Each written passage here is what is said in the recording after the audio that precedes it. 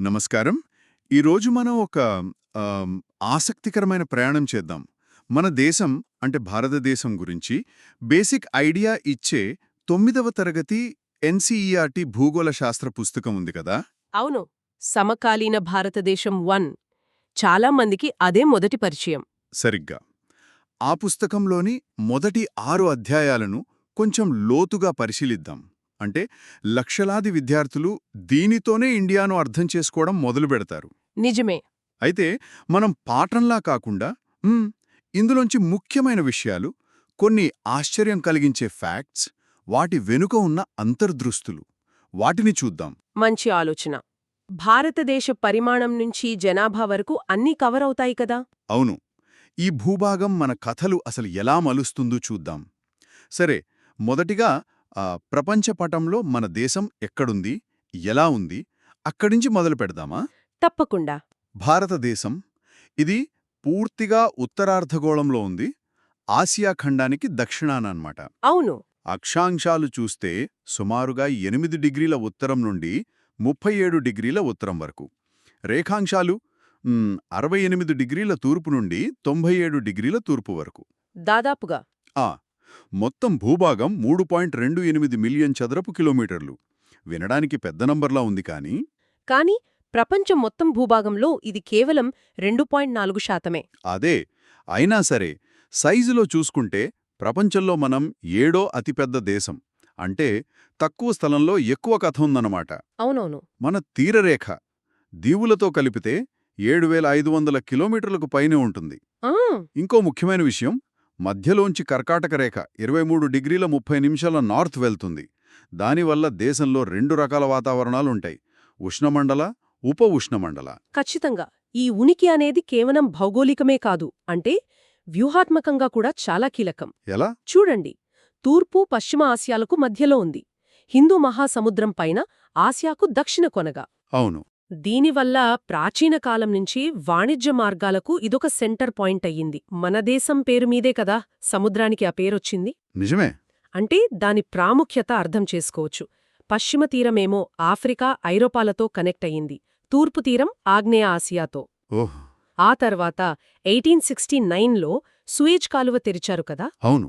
దాంతో ఐరోపాతో దూరం ఏకంగా 7000 కిలోమీటర్లు తగ్గింది. అంటే ఆధునిక వాణిజ్యానికి అది పెద్ద బూస్టిచ్చింది. అప్పట్లో కేవలం వస్తువులేనా, లేక? లేదు, కేవలం వస్తువులే కాదు. ఉపనిషత్తుల దగ్గర్నుండి మన దశాంశ పద్ధతి వరకు భారతీయ జ్ఞానం కూడా ఈ మార్గాల ద్వారానే ప్రపంచానికి వెళ్ళింది. ఓ వావ్. అలాగే గ్రీకు శిల్పకళ, పశ్చిమాసియా వాస్తుశైలులు మన దేశంలో కనిపిస్తాయి. అదొక ఇచ్చిపుచ్చుకోవడం లాంటిది, ఒక కల్చరల్ ఎక్స్చేంజ్ హబ్ అన్నమాట. చాలా ఆసక్తికరంగా ఉంది.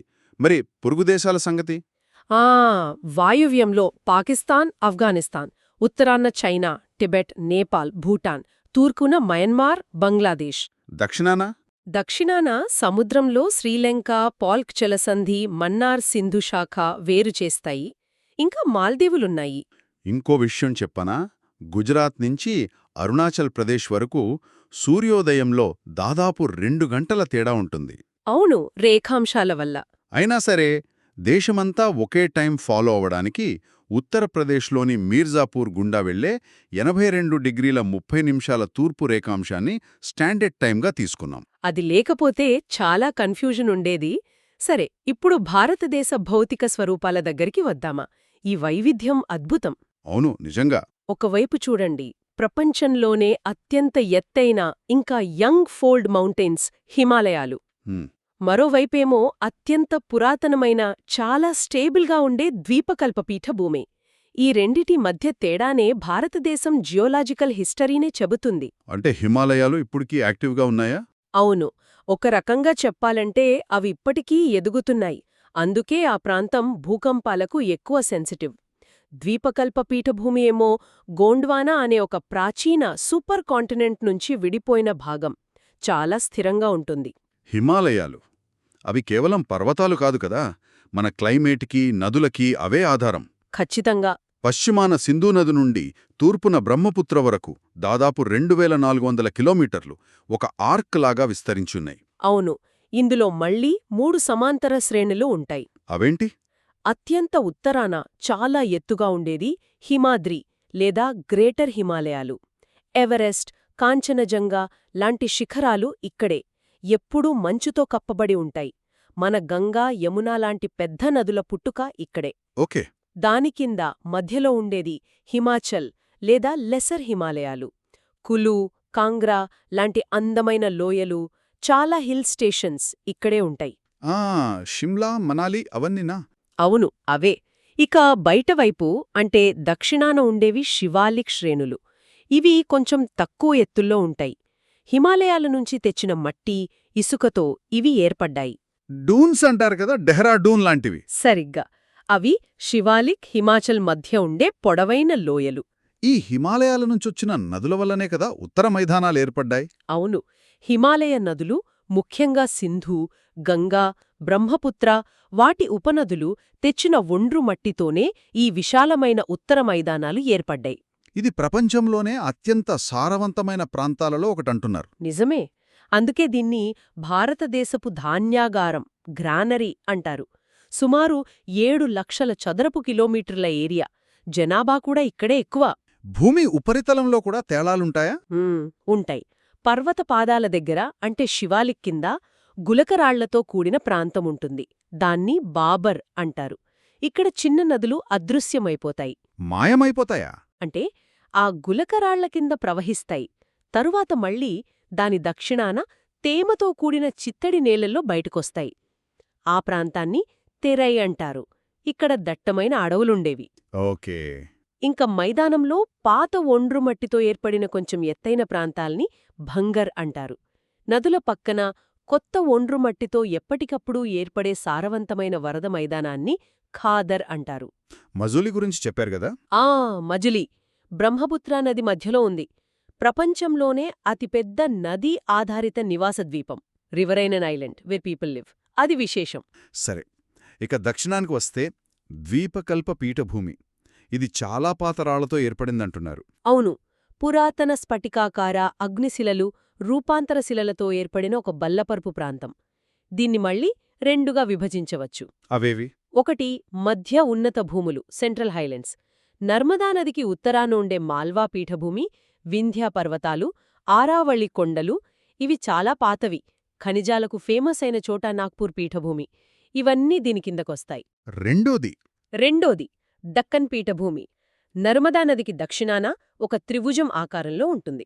దీనికి పశ్చిమాన పశ్చిమ కనుమలు, తూర్పున తూర్పు కనుమలు బార్డర్లుగా ఉంటాయి. ఈ పశ్చిమ తూర్పు కనుమల మధ్య తేడా ఏంటి?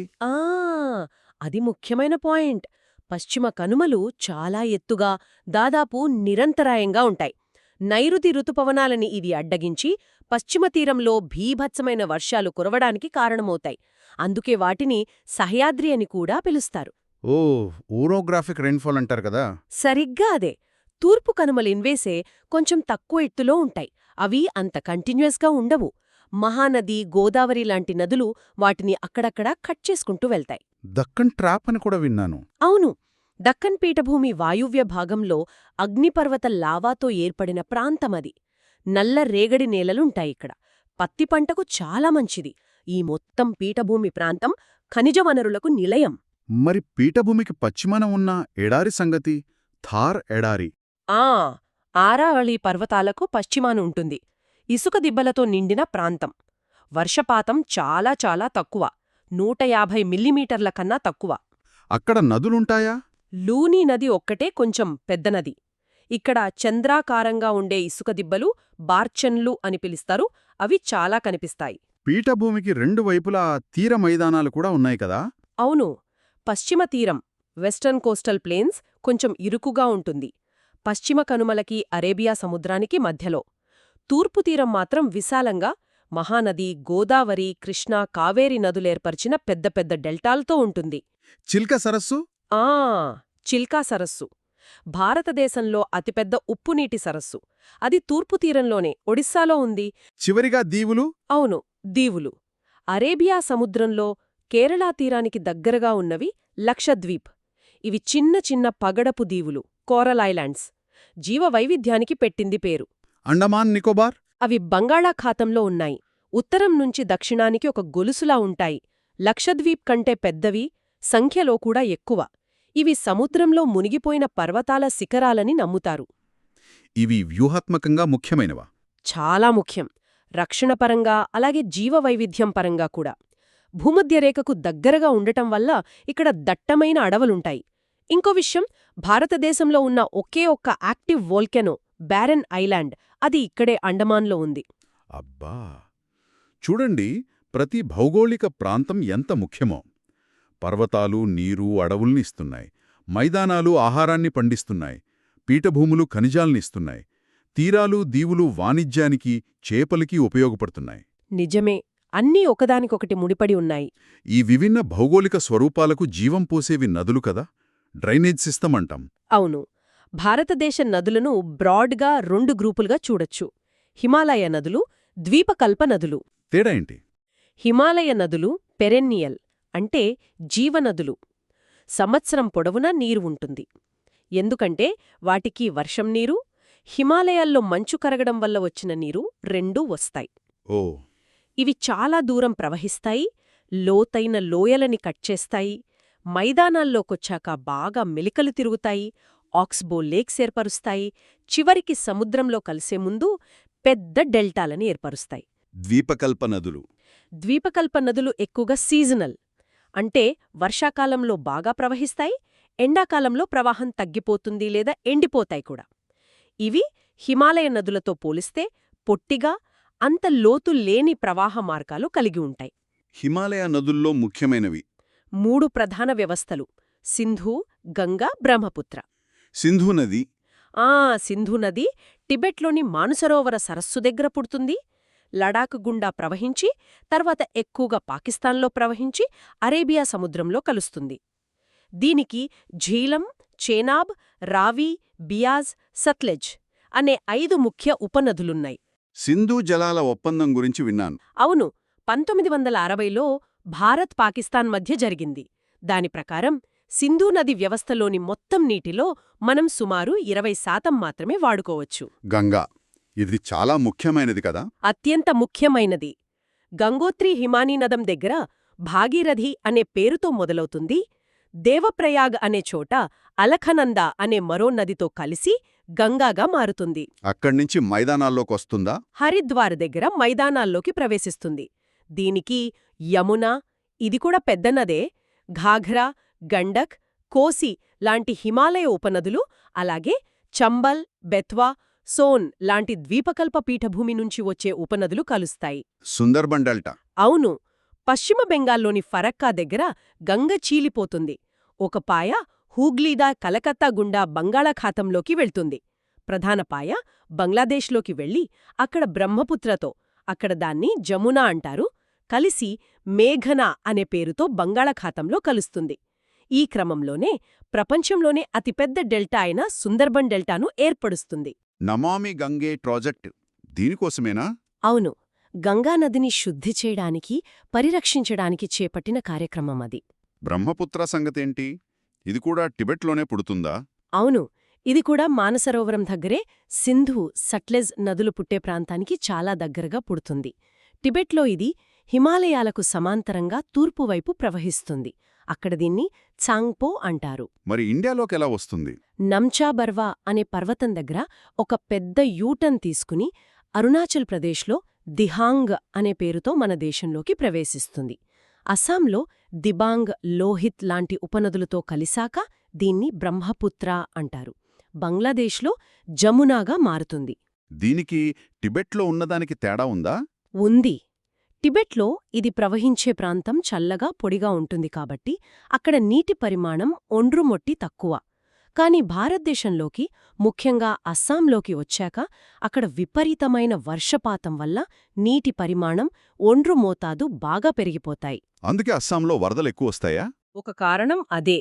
ప్రవాహం పెరగడం వల్ల అది అస్సాం మైదానంలో అనేక పాయలుగా చీలి, మజులీ లాంటి నదీద్వీపాలను ఏర్పరుస్తూ తరచుగా వరదలకు కారణమవుతుంది. సరే, ఇవి హిమాలయ నదులు. మరి ద్వీపకల్ప నదుల గురించి చెప్పండి. ద్వీపకల్ప నదులకు ప్రధానమైన వాటర్ డివైడ్, అంటే నీటిని వేరుచేసే ప్రాంతం, పశ్చిమ కనుమలు. చాలా నదులు పశ్చిమ కనుమలలో పుట్టి తూర్పువైపు ప్రవహించి బంగాళాఖాతంలో కలుస్తాయి. కొన్ని మాత్రం పశ్చిమం వైపు ప్రవహించి అరేబియా సముద్రంలో కలుస్తాయి. పశ్చిమానికి వెళ్లేవి ఏవి? ప్రధానంగా నర్మదా, తపి లేదా తాప్తి ఇవి రెండూ మధ్యప్రదేశ్లో అమర్కంటక్ కొండలు, సత్పురా శ్రేణులలో పుట్టి విచిత్రంగా భ్రంశల్లోయలు రిఫ్ట్ వ్యాలీస్ గుండా పశ్చిమానికి ప్రవహిస్తాయి. అంటే భూమి కుంగిపోయిన పగుళ్ల లాంటి యోయల గుండా అన్నమాట. ఇవి డెల్టాలు ఏర్పరచవా? లేదు, ఇవి డెల్టాలకు బదులుగా ఎస్చురీలను, నదీ ముఖద్వారాలను ఏర్పరుస్తాయి. సముద్రంలో కలిసే ముందు వెడల్పుగా మారతాయి అంతే. నర్మద మీద ధువధర్ జలపాతం, మార్బుల్ రాక్స్ లాంటివి చాలా ఫేమస్. తూర్పుకు ప్రవహించే నదులు ఇవి డెల్టాలు ఏర్పరుస్తాయన్నారు కదా? అవును. వీటిలో ముఖ్యమైనవి మహానది, ఒడిస్సా, గోదావరి, కృష్ణా, కావేరి.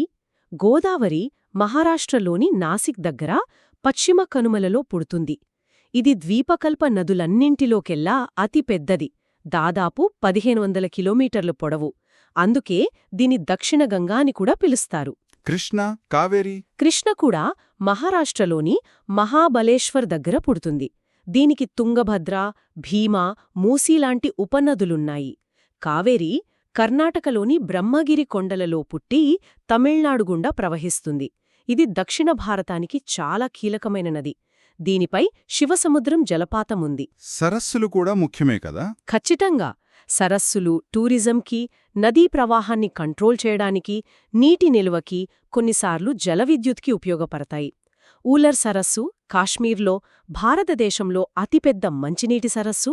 చిల్కా, పులికాట్ తూర్పు తీరంలోని ఉప్పునీటి లాగూన్స్. సంభార్ రాజస్థాన్లోని ఉప్పు సరస్సు. ఇలా చాలా రకాలున్నాయి. కానీ ఇప్పుడు నదులు, సరస్సుల పరిస్థితి అంత బాగోలేదు అంటున్నారు. అది నిజం. పెరుగుతున్న కాలుష్యం, ఇళ్ల నుండి, పరిశ్రమల నుండి, వ్యవసాయం నుండి వచ్చే వ్యర్థాల వల్ల నీటి నాణ్యత దెబ్బతింటోంది. నదులు తమలు తాము శుద్ధి చేసుకునే సామర్థ్యం తగ్గిపోతోంది. గంగా యాక్షన్ ప్లాన్ లాంటివి ఉన్నా సమస్య ఇంకా తీవ్రంగానే ఉంది. ఈ నదులు, ఈ భౌగోళిక స్వరూపాలు ఇవన్నీ కలిసి మన శీతోష్ణ స్థితిని ఎలా ప్రభావితం చేస్తాయి? భారతదేశ శీతోష్ణ స్థితిని ఋతుపవన రకం అంటారు కదా? అవును. మాన్సూన్ అనే పదం అరబిక్ పదం మౌసిమ్ నుంచి వచ్చింది. అంటే ఋతువు అని అర్థం. గాలి దిశలో కాలానుగుణంగా వచ్చే మార్పులే దీనికాధారం. దేశంలో చాలా తేడాలుంటాయి కదా? విపరీతమైన తేడాలు. చూడండి, రాజస్థాన్ ఎడారిలో వేసవిలో 50 డిగ్రీల సెల్సియస్ ఉంటే అదే సమయంలో కాశ్మీర్లోని పహల్గాంలో 20 డిగ్రీస్ ఉండొచ్చు. శీతాకాలంలో లడఖ్లోని డ్రాస్లో -45 డిగ్రీలకు పడిపోతే కేరళలోని తిరువనంతపురంలో 22 డిగ్రీలుండొచ్చు. వర్షపాతంలో కూడా అంతేనా? ఇంకా ఎక్కువే. మేఘాలయలోని మావ్సిన్ రామ్లో సంవత్సరానికి 400 సెంటీమీటర్ల కంటే ఎక్కువ వర్షం పడితే ప్రపంచంలోనే అత్యధికం. పశ్చిమ రాజస్థాన్, లడాఖ్లలో 10 సెంటీమీటర్ల కంటే తక్కువ పడుతుంది. చాలా ప్రాంతాల్లో వర్షం జూన్, సెప్టెంబర్ మధ్యలోనే పడుతుంది. కాని తమిళనాడు తీరంలో అక్టోబర్, నవంబర్లో పడుతుంది. ఈ తేడాలకు కారణమేంటి? చాలా కారణాలున్నాయి. 1. అక్షాంశం. కర్కాటక రేఖ దేశం మధ్యగుండా వెళ్లడం వల్ల దక్షిణాన ఉష్ణమండల, ఉత్తరాన ఉపఉష్ణమండల లక్షణాలుంటాయి. 2. ఎత్తు. ఉత్తరాన హిమాలయాలు మధ్య ఆసియా నుంచి వచ్చే చలిగాలను అడ్డుకుంటాయి. లేకపోతే మన దగ్గర ఇంకా చలి ఎక్కువగా ఉండేది. 3. పీడనం మరియు గాలులు. ఇదే ఋతుపవనాలకు మూలం. వేసవిలో భారతదేశం వాయువ్యంలో, అలాగే మధ్య ఆసియాలో తీవ్రమైన వేడి వల్ల అల్పపీడనం ఏర్పడుతుంది. అదే సమయంలో దక్షిణాన హిందూ మహాసముద్రంపై అధిక పీడనం ఉంటుంది. ఈ పీడన వ్యత్యాసం వల్లే గాలులు అధిక పీడనం నుండి అల్పపీడనం వైపు, అంటే సముద్రం నుండి భూమి వైపు వీస్తాయి. అవే నైరుతి ఋతుపవనాలా? అవును. అవి భూమధ్యరేఖను దాటాక కొరియోలిస్ ప్రభావం వల్ల కుడివైపుకు తిరిగి నైరుతి దిశ నుండి భారతదేశంలోకి ప్రవేశిస్తాయి. సముద్రం మీద నుంచి వస్తాయి కాబట్టి బోలెడంత తేమను తెస్తాయి. శీతాకాలంలో పరిస్థితి రివర్స్ అవుతుంది.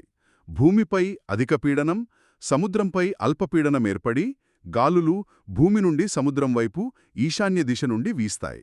ఇవి పొడిగా ఉంటాయి. ఇంకా సముద్రానికి దూరం, డిస్టెన్స్ ఫ్రమ్ ద సీ. తీర ప్రాంతాల్లో ఉష్ణోగ్రత తేడాలు తక్కువగా ఉంటాయి. లోపలికి వెళ్లే కొద్దీ తేడాలు పెరుగుతాయి. కాంటినెంటల్ క్లైమేట్, సముద్ర ప్రవాహాలు, ఓషన్ కరెంట్స్ కూడా తీర ప్రాంతాలపై ప్రభావం చూపుతాయి. చివరిగా భౌతిక స్వరూపం, రిలీఫ్. పశ్చిమ కనుమలు లాంటి పర్వతాలు తేమగాలులను అడ్డగించి వర్షాన్నిస్తాయి. పశ్చిమ కల్లోలాలు అని కూడా విన్నాను. వెస్టర్న్ డిస్టర్బెన్సెస్ ఇవి మధ్యధరా సముద్రం ప్రాంతంలో ఏర్పడి పశ్చిమ గాలులతో పాటు ప్రయాణించి శీతాకాలంలో ఉత్తర వాయువ్య భారతదేశంలోకి వస్తాయి. ఇవి మైదానాల్లో వర్షాన్ని మహావత్ అంటారు. ఇది రబీ పంటలకు మంచిది. పర్వతాల్లో మంచును కురిపిస్తాయి. అంటే మనకు ప్రధానంగా ఎన్ని ఋతువులు? 4. శీతాకాలం నవంబర్ మధ్య నుంచి ఫిబ్రవరి వరకు. ఈశాన్య గాలులు వీస్తాయి. ఇవి పొడిగా ఉంటాయి. కాని బంగాళాఖాతం మీదుగా తమిళనాడు తీరానికి వచ్చేటప్పుడు తేమను తీసుకొని అక్కడ వర్షాన్నిస్తాయి. తర్వాత వేసవి. అవును, వేసవికాలం మార్చ్ నుంచి మే వరకు. సూర్యుడు ఉత్తరానికి కదలడం వల్ల వేడి పెరుగుతుంది. వాయువ్యంలో అల్పపీడనం ఏర్పడుతుంది. ఉత్తర భారతదేశంలో లూ అనే వేడి పొడిగాలులు వీస్తాయి. కొన్ని చోట్ల సాయంత్రం పూట దుమ్ము తుఫాన్లు ఉరుములు మెరుపులతో కూడిన జల్లులు పడతాయి. కాల్ బైశాఖి అని బెంగాల్లో, మామిడి జల్లులు అని దక్షిణాన అంటారు. తర్వాత అసలు వర్షాకాలం, నైరుతి ఋతుపవనాలు. అవును, నైరుతి ఋతుపవన కాలం జూన్ ఆరంభం నుంచి సెప్టెంబర్ మధ్య వరకు. ఋతుపవనాలు దేశంలోకి ప్రవేశించి క్రమంగా దేశమంతా విస్తరిస్తాయి. పశ్చిమ కనుమల పశ్చిమ వాలుపై ఈశాన్య భారతంలో చాలా ఎక్కువ వర్షం పడుతుంది. గంగా మైదానంలో తూర్పు నుంచి పశ్చిమానికి వెళ్లే కొద్దీ వర్షపాతం తగ్గుతుంది. కొన్నిసార్లు ఋతుపవనాల్లో విరామాలు వస్తాయి. అంటే కొన్ని రోజులు వర్షం పడకపోవచ్చు. చివరగా ఋతుపవన తిరోగమన కాలం retreating monsoon season October November. సూర్యుడు దక్షిణానికి వెళ్లడంతో ఉత్తర మైదానాల్లో అల్పపీడనం బలహీనపడి క్రమంగా అధిక పీడనం ఏర్పడుతుంది. నైరుతి ఋతుపవనాలు వెనక్కి తగ్గుతాయి. ఆకాశం నిర్మలంగా ఉంటుంది. కాని తేమ ఎక్కువగా ఉండి ఉక్కపోతగా ఉంటుంది. అక్టోబర్ హీట్ అంటారు. ఈ సమయంలో బంగాళాఖాతంలో తుఫానులు ఏర్పడి తూర్పు తీరాన్ని, ముఖ్యంగా తమిళనాడు, ఆంధ్ర తీరాలను తాకుతాయి. ఈ ఋతుపవనాలు మన వ్యవసాయానికి చాలా ముఖ్యం కదా. ప్రాణాధారం. కాని అవి చాలా అనిశ్చితంగా ఉంటాయి. కొన్నిసార్లు ఆలస్యంగా వస్తాయి, కొన్నిసార్లు త్వరగా వెళ్ళిపోతాయి, కొన్నిసార్లు అతివృష్టి, కొన్నిసార్లు అనావృష్టి. అందుకే భారత వ్యవసాయాన్ని ఋతుపవనాలతో ఆడే జూదం అని సరదాగా అంటారు. అయినా ఈ ఋతుపవన చక్రమే దేశాన్ని, ప్రజల జీవన విధానాన్ని, పండుగలను, వ్యవసాయాన్ని అన్నింటినీ ఏకీకృతం చేసే ఒక బంధం లాంటిది. ఈ శీతోష్ణస్థితి, వర్షపాతం, వీటిలో ఉన్న తేడాలే మన దగ్గర రకరకాల అడవులు, మొక్కలు పెరగడానికి కారణమా? ఖచ్చితంగా. ఈ వైవిధ్యమే భారతదేశ సహజ వృక్ష సంపదలో, నేచురల్ వెజిటేషన్లో అపారమైన వైవిధ్యాన్ని సృష్టించింది. ప్రపంచంలోని 12 మెగా బయోడైవర్సిటీ దేశాల్లో మనది ఒకటి. అంటే జీవవైవిధ్యం చాలా ఎక్కువ. ఎన్ని రకాల మొక్కలు, జంతువులున్నాయి? సుమారు 47,000 వేర్వేరు మొక్కల జాతులు. ప్రపంచంలో 10వ స్థానం, ఆసియాలో 4వ స్థానం. అందులో 15,000 పూల మొక్కలే. జంతువులు దాదాపు 90,000 జాతులున్నాయి. సహజ వృక్ష సంపద అంటే మనిషి జోక్యం లేకుండా సహజంగా పెరిగే మొక్కలన్నమాట. ఎన్ని రకాల అడవులున్నాయి? వర్షపాతం, ఉష్ణోగ్రత, నేలలు, ఎత్తును బట్టి ప్రధానంగా 5 రకాల సహజ వృక్ష సంపదను గుర్తించవచ్చు. అవేవి? 1. ఉష్ణమండల సతత హరిత అడవులు, ట్రాపికల్ ఎవోగ్రీన్ ఫారెస్ట్స్. పేరులోనే ఉంది, ఇవి ఎప్పుడూ పచ్చగా ఉంటాయి. ఎక్కువ వర్షం 200 సెంటీమీటర్ల కంటే ఎక్కువ పడే పశ్చిమ కనుమలు, ఈశాన్య రాష్ట్రాలు, అండమాన్ నికోబార్ దీవుల్లో ఇవి కనిపిస్తాయి. చెట్లు చాలా ఎత్తుగా 60 మీటర్ల వరకు దట్టంగా బహుళస్థాయిల్లో పెరుగుతాయి. ఎబోనీ, మహోగనీ, రోజ్వుడ్, రబ్బరులాంటి చెట్లు ఇక్కడ ఉంటాయి. రెండో రకం 2. ఉష్ణమండల ఆకురాల్చే అడవులు, ట్రాపికల్ డిసిడ్యుయస్ ఫారెస్ట్స్. వీటినే ఋతుపవన అడవులు అని కూడా అంటారు. మన దేశంలో ఎక్కువ భాగం విస్తరించి ఉన్నవి ఇవే. వర్షపాతం 70 నుంచి 200 సెంటీమీటర్ల మధ్య ఉండే ప్రాంతాల్లో పెరుగుతాయి. వేసవికాలంలో నీటిని ఆదా చేసుకోవడానికి ఇవి 6 నుంచి 8 వారాల పాటు ఆకులు రాల్చుతాయి. ఓ, అందుకేనా ఆకురాల్చే అడవులని పేరు? ఈ వర్షపాతాన్ని బట్టి 2గా విభజిస్తారు. తేమతో కూడిన ఆకురాల్చే అడవులు 100 నుండి 200 సెంటీమీటర్ల వర్షం. టేకు, సాల్, వెదురు ఇక్కడ ముఖ్యం. పొడి ఆకురాల్చే అడవులు 70 నుండి 100 సెంటీమీటర్ల వర్షం. టేకు, సాల్తో పాటు వేప, రావిలాంటివి. 3వ రకం 3. ముళ్ళ అడవులు మరియు పొదులు, thorn forests and scrubs. 70 centimetre కంటే తక్కువ వర్షపాతం పడే ప్రాంతాల్లో, అంటే వాయువ్య భారతదేశం, రాజస్థాన్, గుజరాత్, దక్కన్ పీఠభూమిలోని కొన్ని వర్షఛాయా ప్రాంతాల్లో ఇవి కనిపిస్తాయి. ఇక్కడ తుమ్మ, తాటి, నాగజమ్ముడు లాంటి ముళ్ళచెట్లు, పొదులు ఎక్కువగా ఉంటాయి. నీటిని ఆదా చేసుకోవడానికి వీటికి ఆకులు చిన్నగా, ముళ్ళుగా మారి ఉంటాయి. వేర్లు లోతుగా వెళ్తాయి. ఎత్తులు బట్టి కూడా మారుతుందన్నారు కదా. అవును. 4వది పర్వత అడవులు, మాంటేన్ ఫారెస్ట్స్. హిమాలయాల్లో లేదా దక్షిణాన ఎత్తైన పర్వత ప్రాంతాల్లో ఎత్తు పెరిగే కొద్దీ ఉష్ణోగ్రత తగ్గుతుంది కాబట్టి వృక్ష సంపద కూడా మారుతుంది. ఎలా మారుతుంది? దాదాపు 1000–2000 మీటర్ల ఎత్తులో వెడల్పాటి ఆకులు గల ఓక్, చెస్నట్ లాంటి సమశీతోష్ణ అడవులు ఉంటాయి. 1500–3000 మీటర్ల ఎత్తులో పైన్, దేవదారు, సిల్వర్ ఫిర్ లాంటి శృంగాకార కనిఫెరస్ చెట్లు పెరుగుతాయి. ఇంకా పైకి 3600 మీటర్ల కంటే ఎక్కువ ఎత్తుకు వెళ్తే ఆల్పైన్ గడ్డి భూములు, పొదలు కనిపిస్తాయి. ఆ పైన ఇంకా ఎత్తులో టండ్రా రకం వృక్ష సంపద, నాచు, లైకెన్లు మాత్రమే ఉంటుంది. 5వ రకం. 5వది మ్యాంగ్రోవ్ అడవులు. వీటిని టైడల్ ఫారెస్ట్ అని కూడా అంటారు. నదులు, సముద్రంలో కలిసే డెల్టా ప్రాంతాల్లో ఉప్పునీటిని తట్టుకుని పెరిగే ప్రత్యేకమైన అడవులివి. గంగా, మహానది, కృష్ణ, గోదావరి, కావేరీ డెల్టాల్లో ఉన్నాయి. వీటి వేర్లు నీటిలో మునిగి ఉండి బురదనేలల్లో స్థిరంగా ఉండటానికి సహాయపడతాయి. గంగా బ్రహ్మపుత్ర డెల్టాలో పెరిగే సుందరీ చెట్టు చాలా ఫేమస్. దాని పేరు మీదే ఆ ప్రాంతానికి సుందర్బన్స్ అని పేరు వచ్చింది. ఈ సుందరి చెట్ల వల్ల ఉపయోగం ఉందా? చాలా ఉంది. ఈ మ్యాంగ్రూవ్ అడవులు తీర ప్రాంతాన్ని తుఫానుల నుండి, సముద్ర కోత నుండి కాపాడతాయి. అలాగే రాయల్ బెంగాల్ టైగర్తో సహా అనేక రకాల జీవులకు ఆవాసమివి. ఈ అడవుల్లో రకరకాల జంతువులు కూడా ఉంటాయి కదా, వన్యప్రాణులు. అవును, భారతదేశం వన్యప్రాణుల విషయంలో కూడా చాలా వైవిధ్యమైనది. ఏనుగులు అస్సాం, కేరళ, కర్ణాటక. ఒంటికొమ్ము ఖడ్గమృగాలు అస్సాం, అడవిగాడిదలు ర్యాన్ ఆఫ్ కచ్, ఒంటెలు థార్ ఎడారి, పులులు మధ్యప్రదేశ్, సుందర్బన్స్ హిమాలయ పాదాలు, ఆసియా సింహాలు గుజరాత్లోని గిర్ అడవి మాత్రమే, చిరుత పులులు, అనేక రకాల జింకలు, కోతులు, ఎలుగుబంట్లు, రంగురంగుల పక్షులు, ఇలా చెప్పుకుంటూ పోతే చాలా ఉన్నాయి. గిల్ అడవి ఆసియా సింహాలకు చివరి ఆశ్రయమా? అవును, ప్రపంచంలో ఆసియా సింహాలు సహజంగా కనిపించే ఏకైక ప్రదేశం అది. హిమాలయాల్లో అయితే స్నో లెపార్డ్, యాక్, టిబెటన్ జింక, రెడ్ పాండా లాంటి ప్రత్యేకమైన జంతువులుంటాయి. కానీ చాలా జాతులు ప్రమాదంలో ఉన్నాయని కూడా వింటున్నాం. నిజమే. ఆవాసాల నాశనం, అడవుల నరికివేత, వేట, కాలుష్యం వల్ల అనేక వన్యప్రాణులు అంతరించిపోయే ప్రమాదంలో ఉన్నాయి. అందుకే ప్రభుత్వం వన్యప్రాణి సంరక్షణ చట్టం 1972ని తీసుకొచ్చింది. వాటిని కాపాడ్డానికి ఇంకా ఏం చేస్తున్నారు? దేశవ్యాప్తంగా 18 బయోస్పియర్ రిజర్వులను, ఉదాహరణ నీలగిరి, నందాదేవి, సుందర్బన్స్, గల్ఫ్ ఆఫ్ మన్నార్ ఏర్పాటు చేశారు. అలాగే 100కు పైగా జాతీయ పార్కులు, 500కు పైగా వన్యప్రాణుల అభయారణ్యాలు ఉన్నాయి. Project tiger, project elephant, project rhino లాంటి ప్రత్యేక పరిరక్షణ కార్యక్రమాలు కూడా అమలు చేస్తున్నారు. ఈ అడవుల్లో ఔషధ మొక్కలు కూడా ఉంటాయా? ఓహ్, చాలా. మన ఆయుర్వేదంలో వాడే సర్పగంధ, జామున్, అర్జున, వేప, తులసి లాంటి ఎన్నో అమూల్యమైన ఔషధ మొక్కలకు మన అడవులు నిలయం. సరే, ఈ సహజ వనరులు, పర్యావరణం వీటన్నింటితోనూ ముడిపడి ఉన్నది మానవ జనాభా కదా?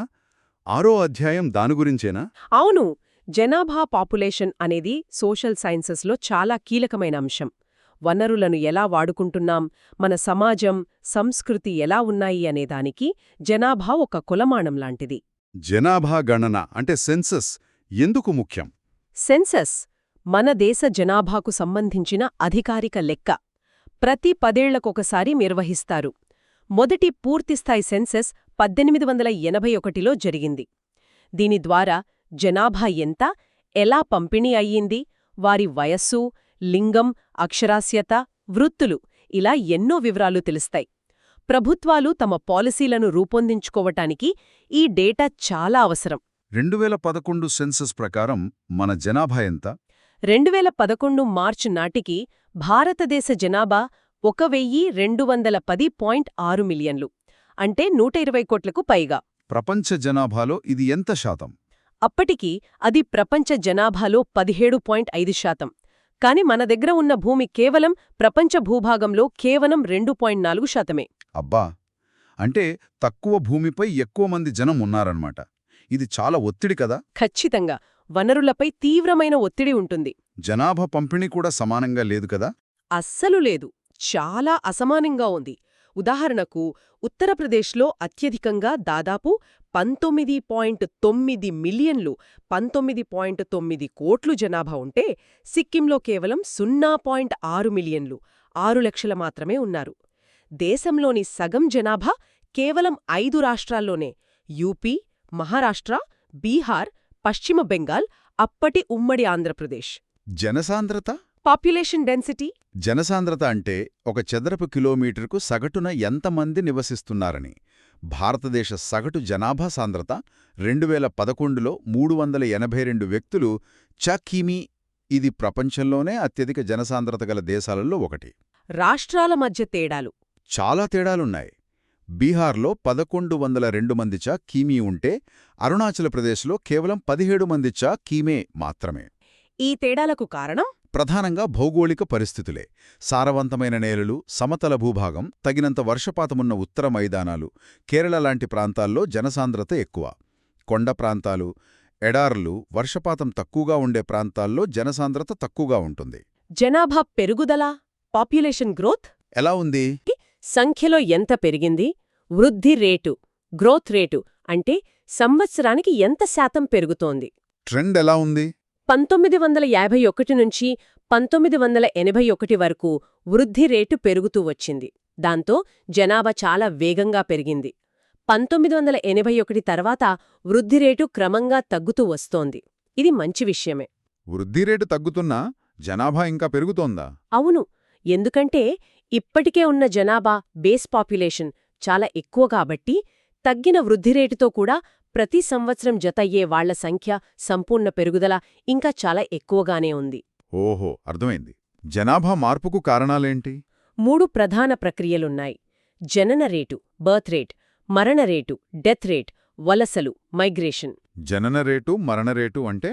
జనన రేటు అంటే ఒక సంవత్సరంలో ప్రతి 1000 మంది జనాభాకు ఎంతమంది పిల్లలు పుడుతున్నారని. మరణ రేటు అంటే ప్రతి 1000 మందికి ఎంతమంది మరణిస్తున్నారని. భారతదేశంలో జనన రేటు ఎప్పుడూ మరణ రేటు కంటే ఎక్కువగానే ఉంది.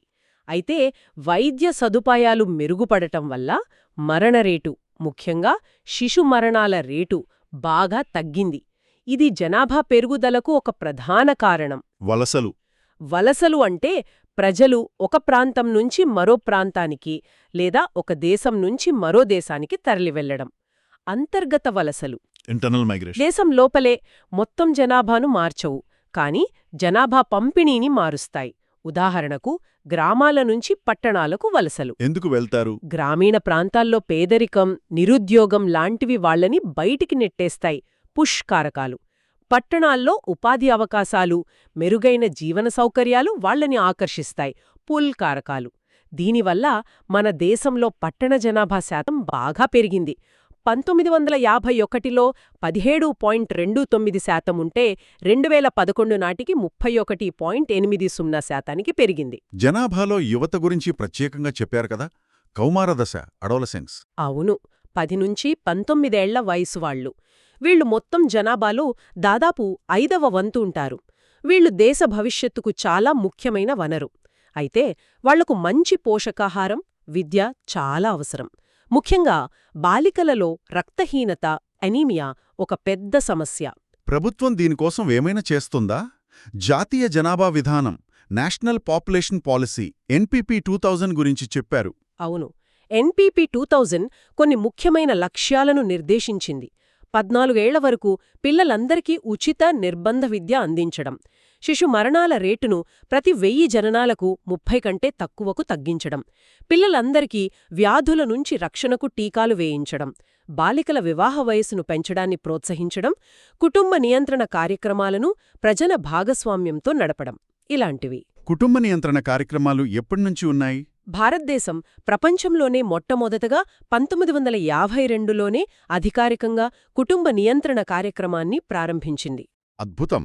అంటే ఈరోజు మనం భారతదేశ భౌగోళిక స్థానం నుంచి మొదలుపెట్టి దాని భౌతిక స్వరూపాలు, నదులు, శీతోష్ణ స్థితి, సహజ వృక్ష సంపద, వన్యప్రాణులు, చివరికి జనాభా వరకు ఒకదానితో ఒకటి ఎంత బలంగా ముడిపడి ఉన్నాయో చూశాం. నిజమే. ఈ ఎన్సీఈఆర్టీ పాఠ్యపుస్తకం ఈ ప్రాథమిక సంబంధాలని అర్థం చేసుకోవడానికి ఒక అద్భుతమైన పునాది వేస్తుంది. హిమాలయాలు లేకపోతే మన క్లైమేట్ వేరేలా ఉండేది, గంగా మైదానం ఉండేదే కాదు. అవును, మైదానాలు లేకపోతే ఇంత ఆహారోత్పత్తి, ఇంత జనసాంద్రత ఉండేవి కావు. పీఠభూమిలోని ఖనిజాలు మన పరిశ్రమలకు, అభివృద్ధికి ఆధారం. అంటే ఈ భౌగోళిక పునాదే మన చరిత్రను, సంస్కృతిని, ఆర్థిక వ్యవస్థను అన్నింటినీ తీర్చిదిద్దిందినమాట. ఖచ్చితంగా. ఈ పుస్తకం ఆ పునాదిని మనకు పరిచయం చేస్తుంది. ఈ పుస్తకం చివర్లో ఒక అంచనా ఉంది. 2045 నాటికి జనాభాలో భారతదేశం చైనాను దాటిపోవచ్చు అని. అవును, ఆ అంచనాలున్నాయి. మనం ఈరోజు మాట్లాడుకున్న ఈ భౌగోళిక అంశాలు, అంటే మనకున్న పరిమిత భూమి, నీటి వనరులు, ఈ వైవిధ్యమైన కాని చాలా సున్నితమైన పర్యావరణం, వీటన్నిటి నేపథ్యంలో ప్రపంచంలోనే అత్యధిక జనాభా గల దేశంగా మారడమనేది భారతదేశ వనరులపై, పర్యావరణంపై, చివరికి ప్రపంచంలో మన స్థానంపై ఎలాంటి కొత్త సవాళ్లను, బహుశా అవకాశాలను కూడా సృష్టించవచ్చు. ఇది మనం ఆలోచించాల్సిన ముఖ్యమైన ప్రశ్న కదా. నిజంగా ఆలోచించాల్సిన విషయమే.